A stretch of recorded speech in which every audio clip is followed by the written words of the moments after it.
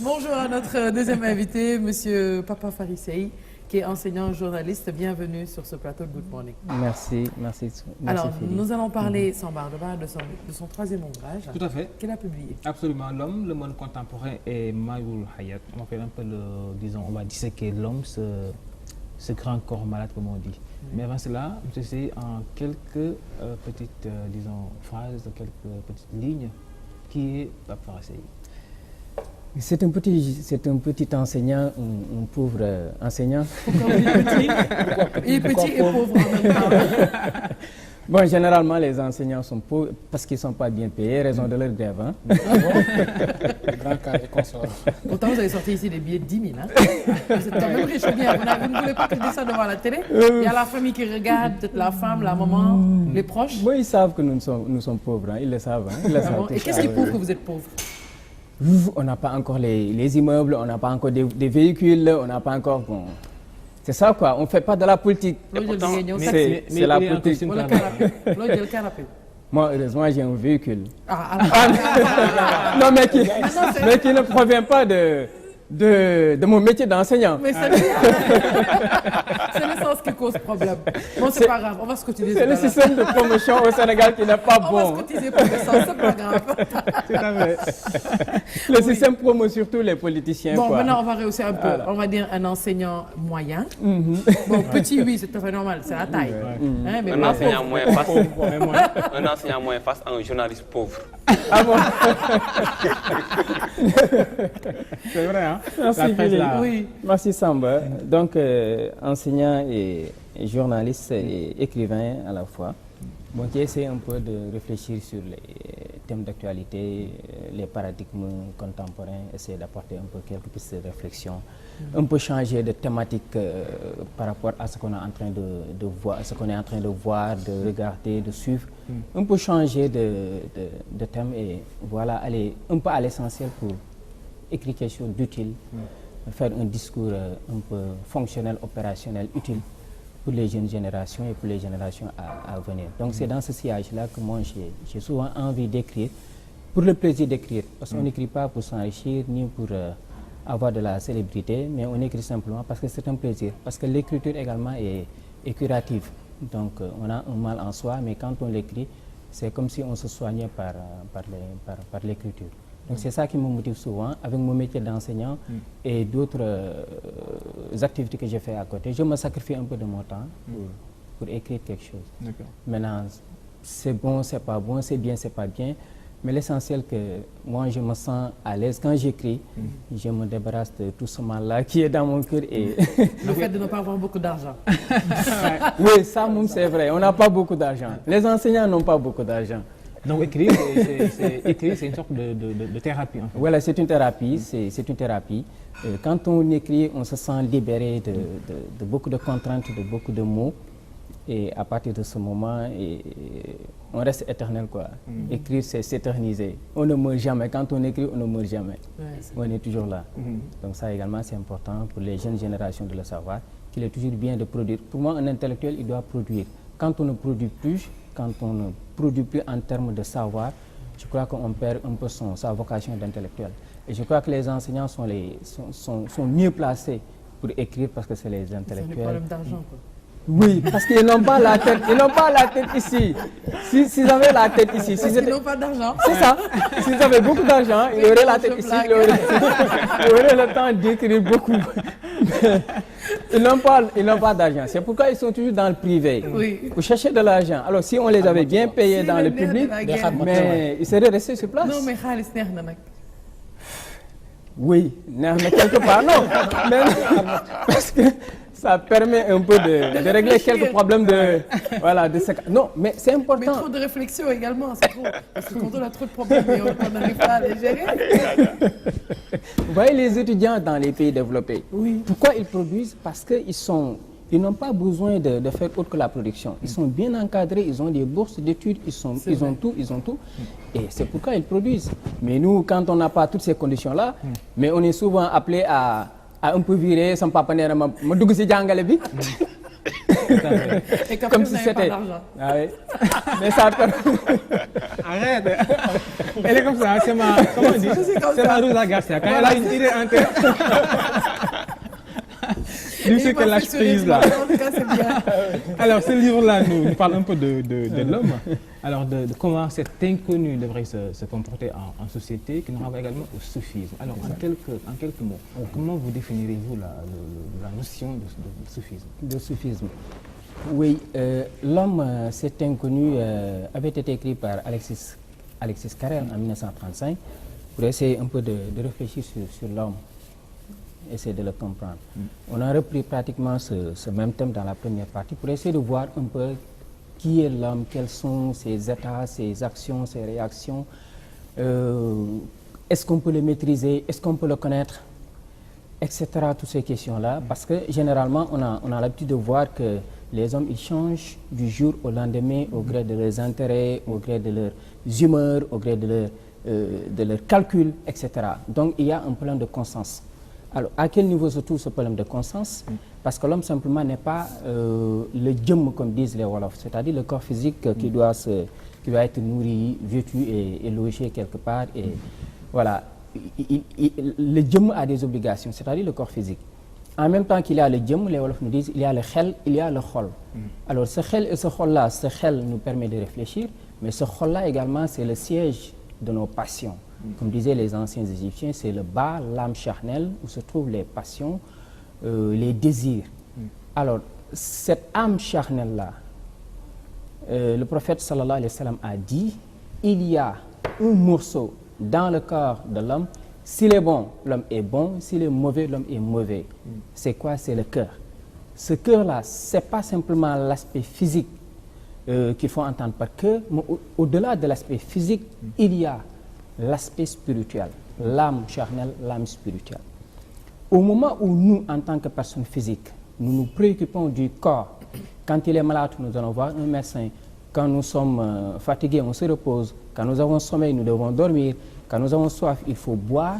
En même temps que nous avons des sensations sur notre corps physique, en même temps également, nous devons avoir des sensations sur notre âme charnelle, c'est-à-dire qui peut être malade, et par conséquent, on doit la soigner. Quelles sont les maladies du cœur? La méchanceté, la fatuité, l'orgueil, l'estime de soi, etc., etc. Et ces maladies-là entachent le cœur au point que l'homme ne puisse saisir la portée de son existence sur Terre et de ce qui l'attend après sa vie sur Terre. C'est-à-dire le fait de se rallier au divin qui, au-delà de tout, a fait de lui un être humain et il pouvait faire de nous des autres créatures. C'est à partir de ce moment que l'homme, conscient de cela, va aller à la recherche d'un médecin spirituel capable de soigner les vices de son cœur, de faire de lui un homme capable de vivre en société, un homme qui est doté de nobles caractères. Parce que quand le Coran parle du prophète paix et salut sur lui, il loue, Allah subhanahu wa ta'ala loue les nobles caractères de l'homme. Parce que l'homme, à part les nobles caractères, il n'est rien du tout. Ce médecin spirituel-là, c'est ça, la relation entre l'homme et le médecin spirituel, c'est ce qu'on appelle le soufisme, le tasawwuf. C'est-à-dire, comme disaient les stoïciens, il y a une certaine mortification, si vous voulez, de son corps pour faire renaître l'âme, comme disait Platon. On est en train de lutter contre ses passions, ses désirs corporels pour faire renaître l'âme spirituelle.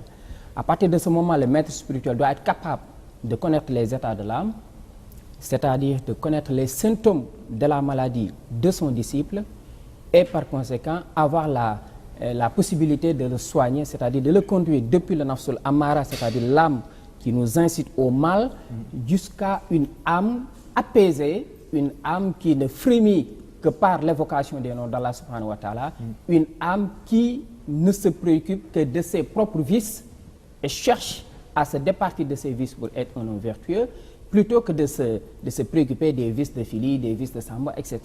C'est quelqu'un qui pense à sa propre guérison plutôt que de critiquer les autres.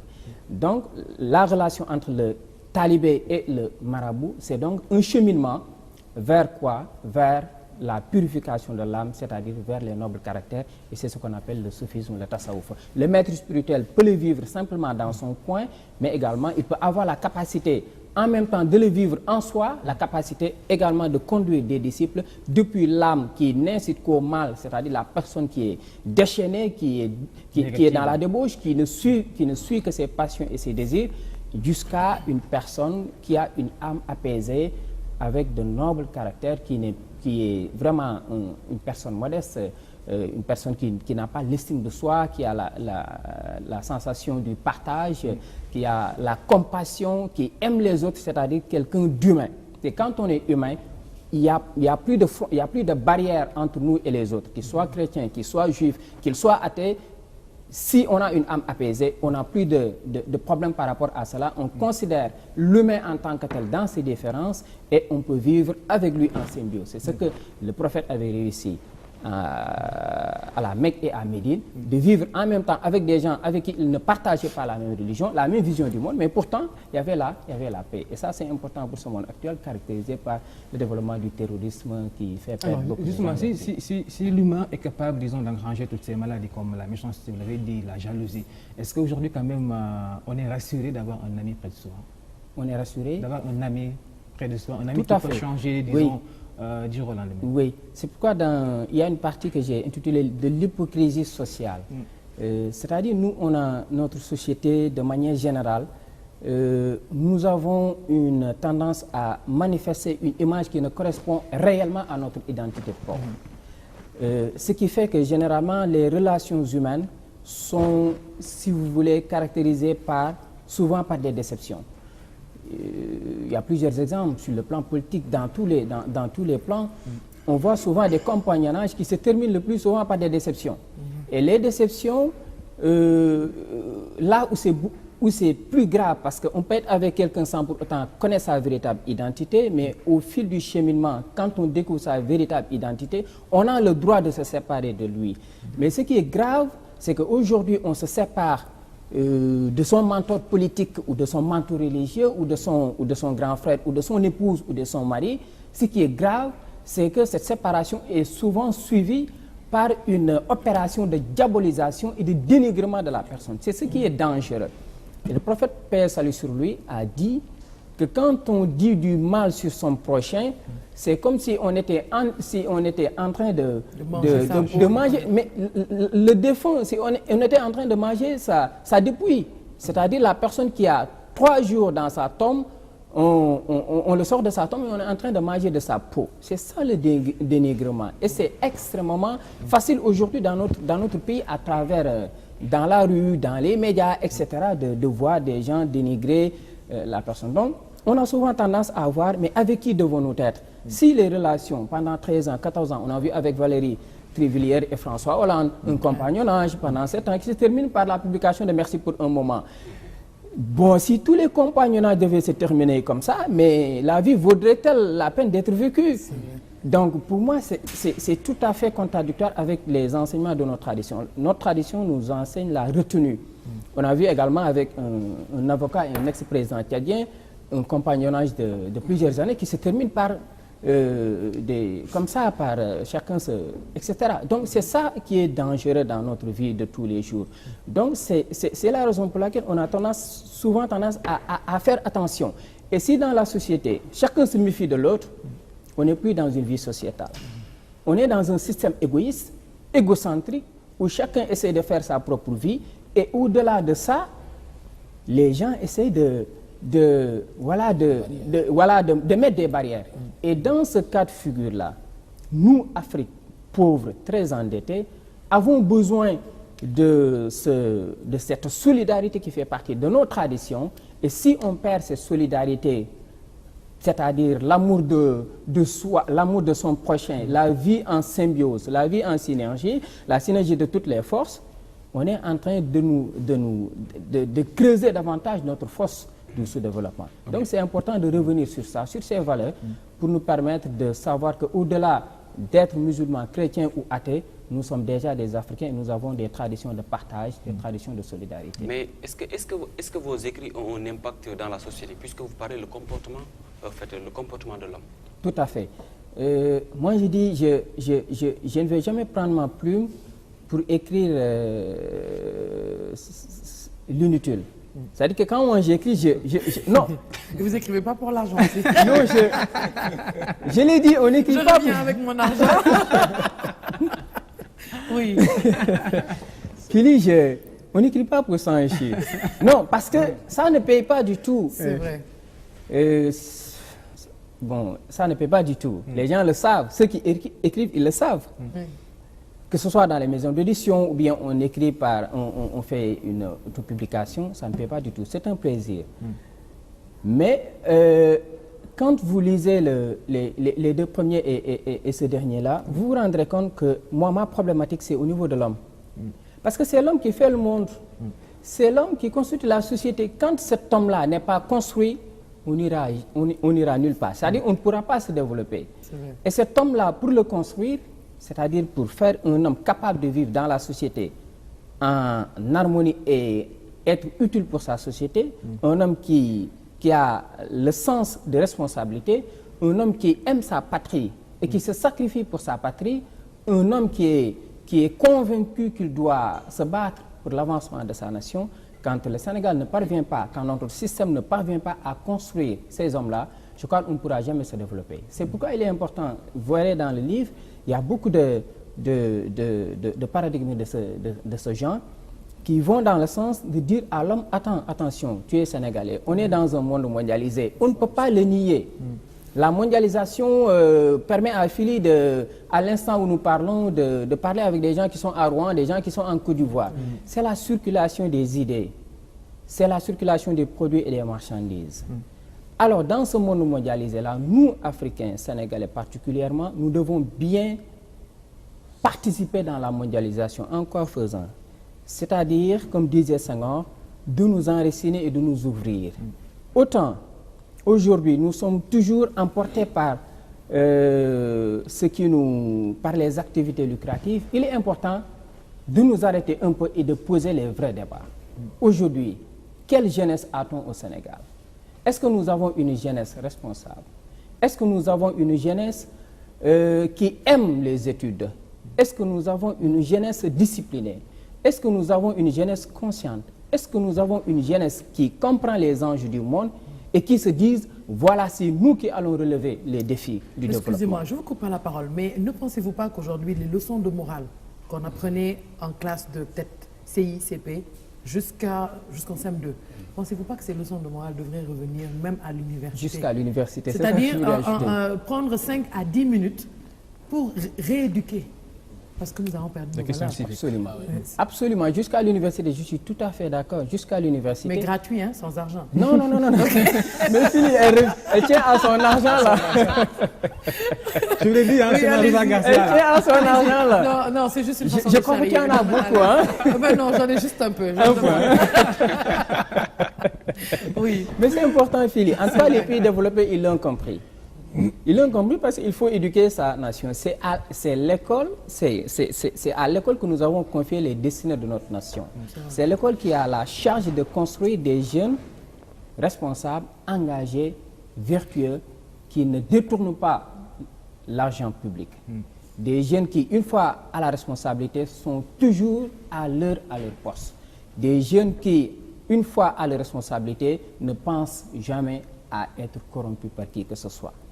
Alors, si ces valeurs-là ne sont pas installées auprès des apprenants dans leur cursus scolaire, nous continuons toujours à construire des jeunes, si vous voulez, qui sont empressés d'avoir une responsabilité pour faire leur propre vie. C'est-à-dire aujourd'hui, c'est le cas aujourd'hui, regardez la lutte contre la corruption.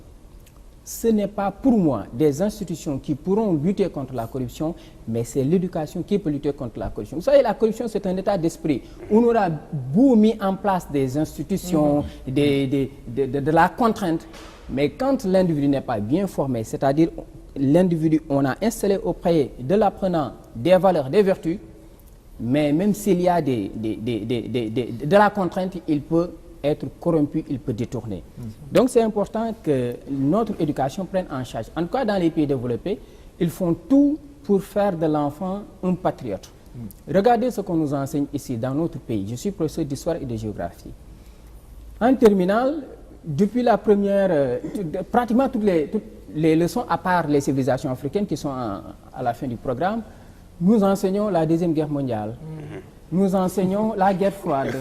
Nous enseignons la Chine jusqu'à présent.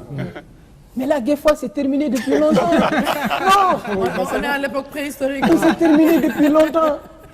On a des questions beaucoup plus urgentes à enseigner en terminale parce que c'est une classe d'examen. L'élève, les sacrifices... il doit savoir aussi le passé aussi.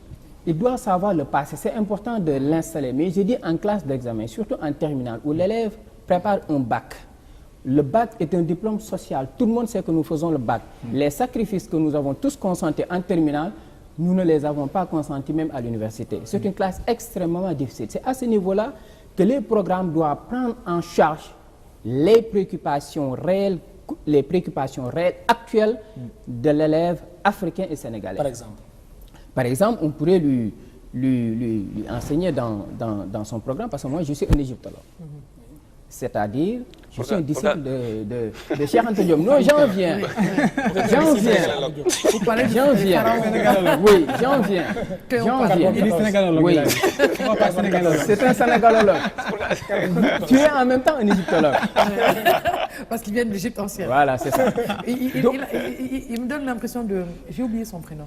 Celui qui avait la barbe attachée aux yeux. La barbe postiche. Tous les pharaons avaient cette barbe postiche. Oui, mais il y avait un petit là, maigre, et puis vraiment têtu. Hein. Comme un pharaon. Oui. Celui qui ramassait que les bouts de bois ou, je sais pas moi, les saletés. Est-ce que tu as appris ça? Dans un dessin animé.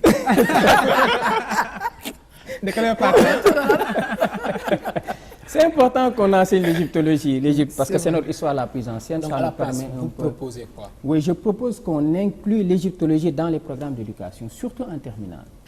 Bon, il y a certains qui ont même préconisé qu'on l'introduise depuis le préscolaire, parce que ça n'existe pas pratiquement les préoccupations de l'égyptologie pour permettre à l'Africain de se connaître, d'aimer son prochain, de considérer que tous les Africains constituent le même peuple. Nous avons créé un même foyer de civilisation en Égypte ancienne. Ensuite, nous nous sommes dispersés. Ensuite, du général au particulier, on peut voir la migration qui est partie de l'Égypte pour venir en Afrique, étudier les réalités africaines, les réalités sénégalaises. Par exemple, nous, entre le Pulaar et les Sérères, nous avons des valeurs culturelles extrêmement fortes. Vrai. Mais on ne les connaît pas, parce que notre système ne les prend pas en charge.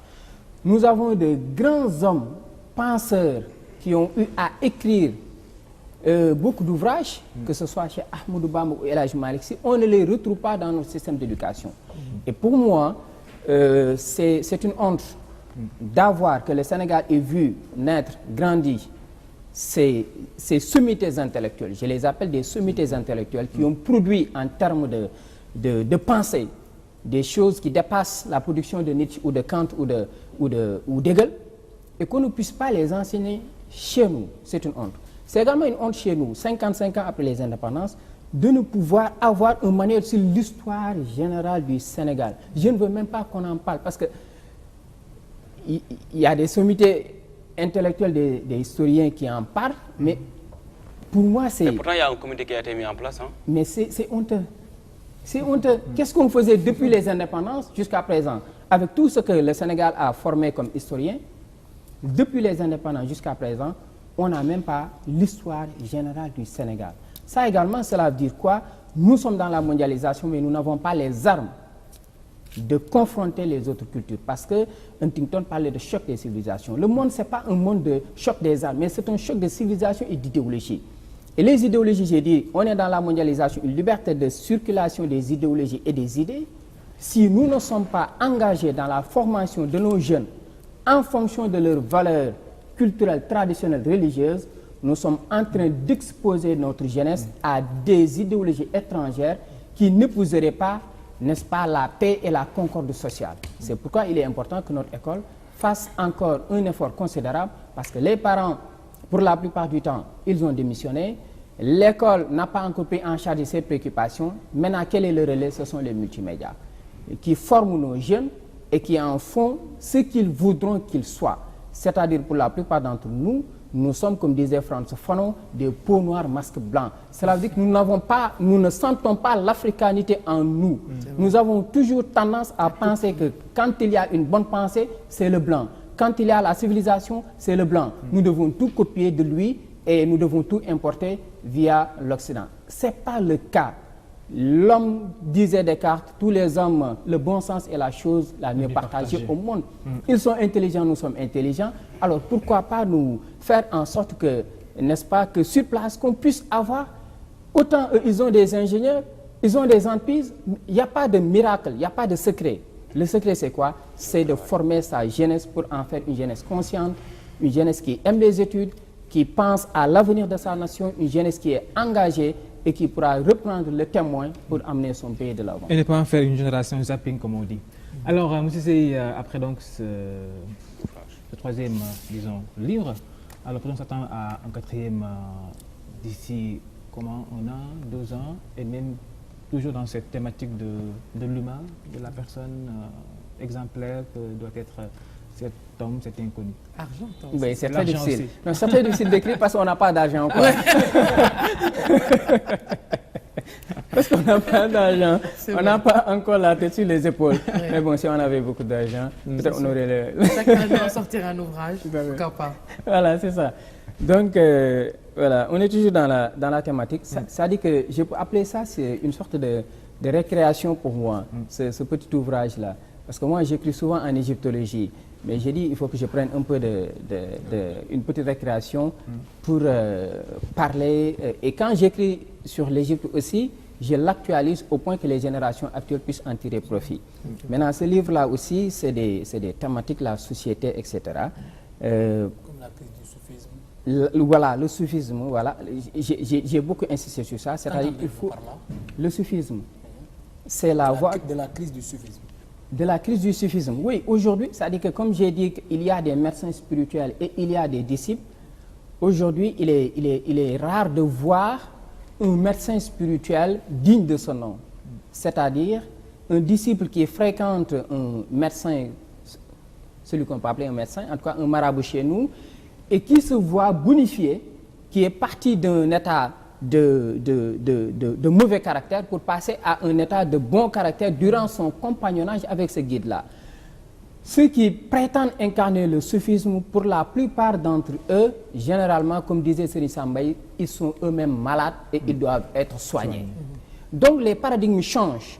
Aujourd'hui, c'est-à-dire le marabout, dans le passé, constituait le médecin spirituel. Aujourd'hui, c'est une posture, c'est une position qui fait de nous un marabout. Et par conséquent, on a également le droit d'avoir des disciples. Mais la relation entre un marabout et un disciple, c'est cette relation-là de faire de son disciple quelqu'un d'orgueilleux pour en faire quelqu'un de modeste. C'est-à-dire, il est en train de le curer durant son compagnonnage. Au moment où donc, il y a ce problème des rôles, les rôles ne sont plus joués, ne sont plus assumés, les responsabilités ne sont plus assumées dans toutes les directions, je dis à partir de ce moment-là, il y a une crise du soufisme, parce que ceux qui prétendent incarner ce soufisme-là, en réalité, pour la plupart d'entre eux, ils sont eux-mêmes malades et ils doivent être soignés. Alors, vous êtes enseignant, même s'il y a la crise de l'argent, quand même, vous restez avec nous un tout petit peu, juste le temps de faire un saut sur ce qui s'est passé hier au stade. Oui, heureusement que tu l'as dit, parce que j'allais laisser notre invité avec nous. Je vais essayer d'insister un peu pour Modou Mbaye. Et puis, il y a juste un téléspectateur qui demande à M. Sey de revisiter l'œuvre de Thierno Souleymane Baal. Et que vous dites que franchement, vous êtes quelqu'un de très sensé. Voilà, très important. Peut-être que c'est parce que vous avez la révolution Torodo, tout ça. Il y a même un lycée qui porte son nom à Guédiawaye. Voilà. Mais aujourd'hui, le pont Faidherbe, c'est vrai. Le lycée Charles de Gaulle, je préfère le pont Philly ou le pont Samba Ardo. Le pont Émile Badiane. Tu es plus proche de moi. Qu'est-ce que tu fais pour le Sénégal? Quand même. Même si elle n'a pas d'argent. Même si je n'ai pas d'argent, voilà, au moins je fais quelque chose. Bon, en tout cas, je ne sais pas comment vous l'avez pris, mais c'était une façon de mettre de l'humour quand on parlait d'argent. Vous allez rester avec nous parce qu'on va parler de lutte à présent. ba léegi nangul décroché ah. donc lañ koy tiiñal à l'antenne quoi. non Modou Mbaye def yàlla. Modou Mbaye.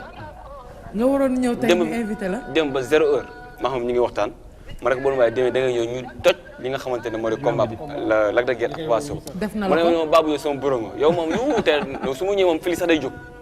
loolu moo wax de mais muy manqué au début on a que 10 appels non film. parce que da ngeen ma doon jëw démb te jëw comme ni ñu ko invité wax sama yàpp bi moom ngeen. dëgg la léegi nag yàlla nag moo leen wax boppam jëw. c'est grave.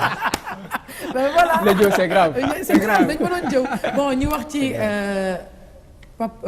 Lac de Guiers 2 ak Papa Sow donc mu nekk loo combat boo xam ne neexoon na trop parce que ñu bëri xëy na xaaruñu woon ne Lac de Guiers 2 daan ñu ngi woon ci Papa Sow et vice versa. et pourtant ñu mën nañu jax Lac de Guiers moo nekkoon favori bi. parce que Lac de Guiers mu ngi dans la cour des grands alors Papa Sow mu ngi deuxième division. parce que démb moo nekkoon combat bi nga xamante ni moo ko doon yéegal pour mu bokk si dans la cour des grands mais juste que am na ñu bëri ñu am déception classe Samba gi ay boy ñëpp ay fan si Papa Sow lañ. Ahmed lu sax pense mais c'est-à-dire que comme y a man moo ko benn journal naan Lac de Guiers 2 enfin c'est-à-dire que Lac de Guiers si ay combat am kenn du ko xaar muy kii quoi. tout le temps tu attends à ce que mu def match nul. wala mais du bëri quoi je veux dire du bëri. mais dem quand même même Papa Sow moo attaqué. voilà Papa Sow moo attaqué comme dafa mëninam rek comme contre Eumeu Sène dafa taxaw contre Modou dafa taxaw. mais dem Papa Sow dafa attaqué si forum la ko daanee. Papa Sow dafa ñëw mu mais je pense que Lac de Guiers de expérience la ko daanee. soo xoolee combat bi da ngay xam ni kii ndax ñu bëri xam ne ni Lac de Guiers dafa défensif n'est-ce pas. xam na ni saa yi mu ngi ñëw moom mu taxaw di xaar rek mais je pense que expérience moo def différence. si sama jàngat. man daal expérience bi ak comme ni nga wax léegi ni mu yàggee si làmb ji moo ko fi jiitu yàgg na bëri ay mais aussi am na tamit ay ñi nga xamante ne dañuy jàngat ci li nga xamante ne moo di warum làmb ñoom tamit wax nañu Papa Sow tamit dafa amoon excès de confiance de trop. parce que loolu boo xool see combat am sax tamit noonu la parce que ñu ngi avant arbitre di siffler mu ñëw di xool sa waay di ko napp ci ay bët te xamul ne sa waay moom. combat c'est très serein.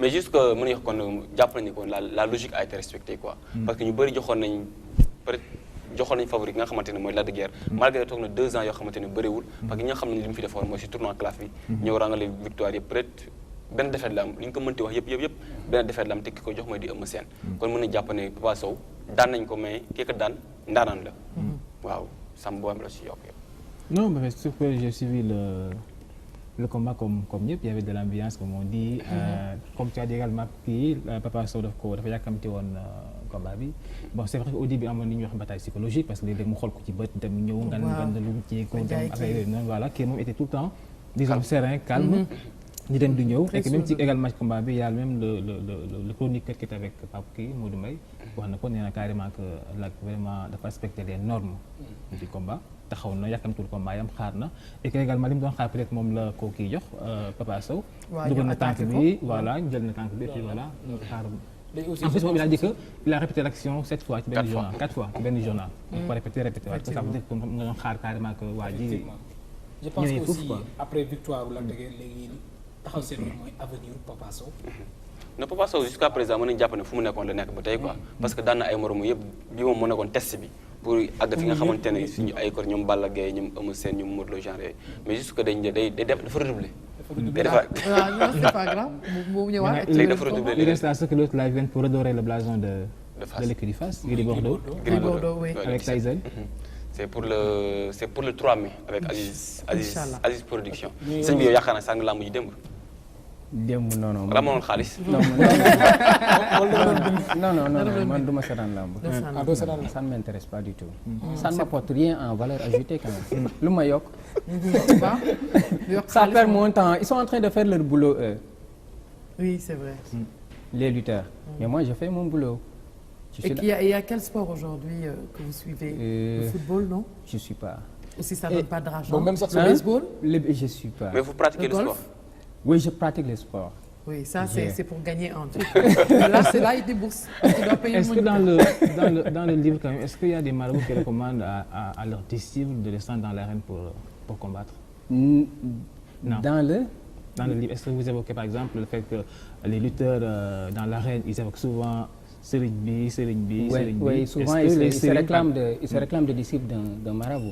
Mais je crois que ce marabout-là devrait leur dire que que c'est pas ça, quoi. C'est un bon sujet, hein. C'est pas ça, non, c'est pas ça. Non, je ne veux pas écrire sur la lutte, parce que je ne connais pas la lutte. Je ne peux pas. Mais je sais que dans la Rome antique, lorsque la civilisation romaine était en train de décliner, c'était la période des gladiateurs. Les gens ne passaient leur temps qu'à lutter, à danser, c'est comme chez nous. Hein.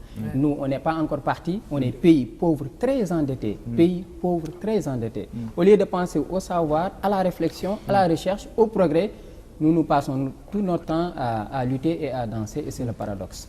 Bon, je parlais tantôt de la crise du soufisme, mais ce n'est pas tout le monde. Il y a des gens qui assument effectivement les responsabilités en tant que véritables guides religieux, qui ne cherchent pas qu'on le donne ou qu'on ne leur donne pas, qu'on fasse leur louange ou pas.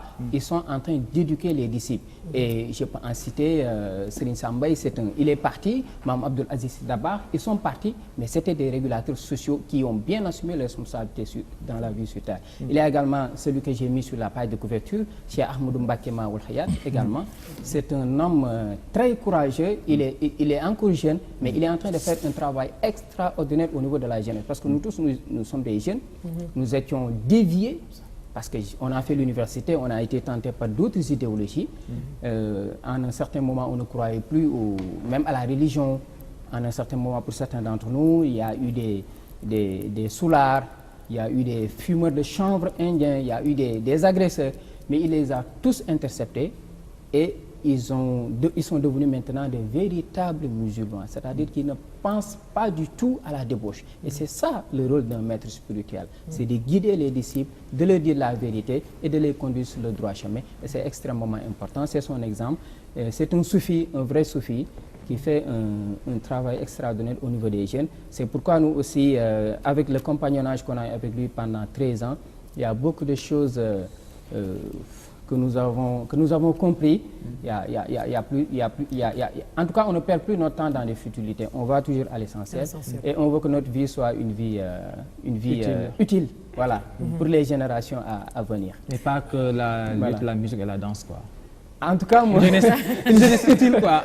Mais c'est ce que les gens ont souvent tendance de dire. Mais le système LMD. Mais en tout cas, rien de ces trois-là ne prend notre temps. Franchement, on veut toujours aller à l'essentiel. Mais cela ne veut pas dire que ceux qui le font, ils sont mauvais.